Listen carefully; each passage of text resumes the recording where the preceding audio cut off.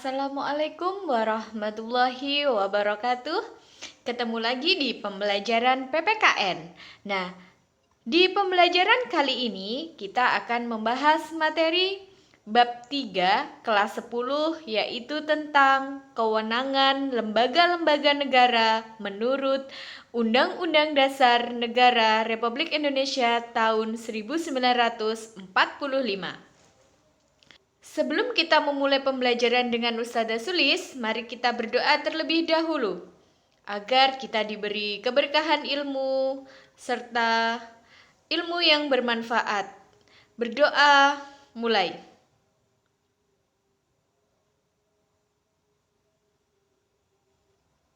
Selesai. Di materi bab 3, kewenangan lembaga-lembaga negara menurut Undang-Undang Dasar tahun 1945, kita akan membahas tentang suprastruktur politik dan infrastruktur politik. Nah, apa sih itu suprastruktur?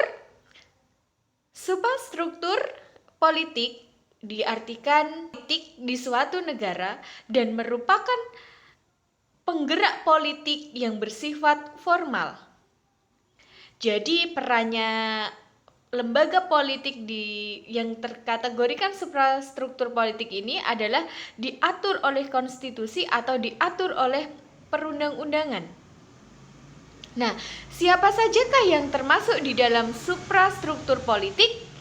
Yang termasuk di dalam suprastruktur politik yaitu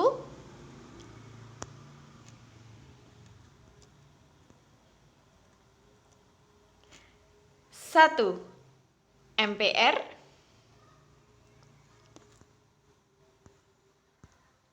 2. DPR, 3. DPD, 4. Mahkamah Agung, 5. Mahkamah Konstitusi,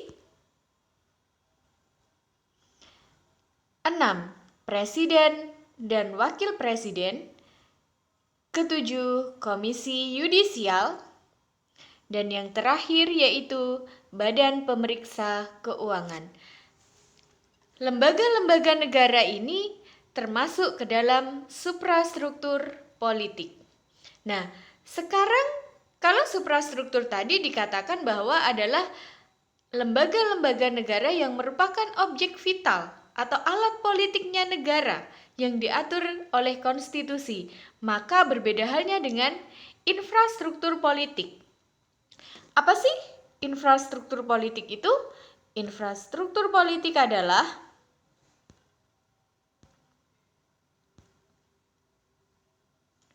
kelompok-kelompok kekuatan politik yang ada di dalam masyarakat dan mereka ikut turut berpartisipasi secara aktif. Nah, infrastruktur politik di Indonesia itu terdiri dari atau dikelompokkan menjadi 4, diklasifikasikan menjadi 4 kekuatan. Yang pertama, partai politik.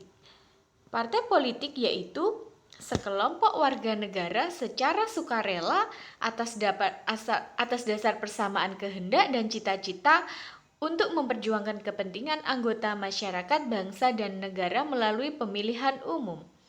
Kemudian yang kedua adalah kelompok kepentingan atau interest group. Kelompok kepentingan yaitu kelompok-kelompok yang mempunyai kepentingan terhadap kebijakan politik negara. Contohnya seperti LSM atau Lembaga Swadaya Masyarakat, Serikat Buruh, dan lain-lain. Kemudian yang ketiga adalah kelompok penekan atau pressure group.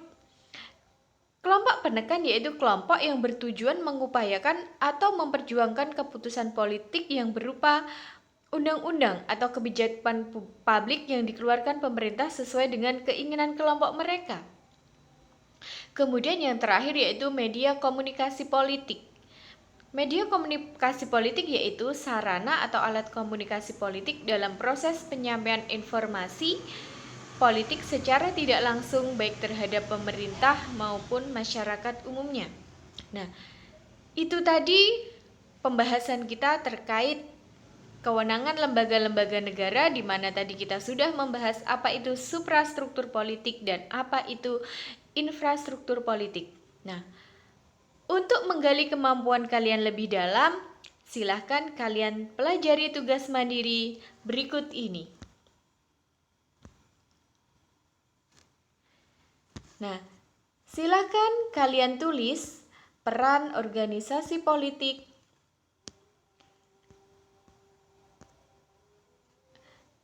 mulai dari partai politik peranannya apa, kemudian kelompok kepentingan peranannya apa, kelompok penekan peranannya apa, media komunikasi publik peranannya apa.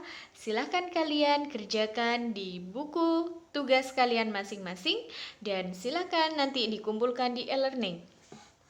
Sebagai penutup, Ustazah akan menyampaikan beberapa kalimat motivasi atau sedikit kata-kata. Bagi saya, nasionalisme adalah ketika saya bermimpi, ketika saya belajar, ketika saya beraksi, ketika saya percaya, ketika saya buktikan, dan ketika saya cinta Indonesia. Terima kasih, sampai ketemu di pertemuan berikutnya. Assalamualaikum warahmatullahi wabarakatuh.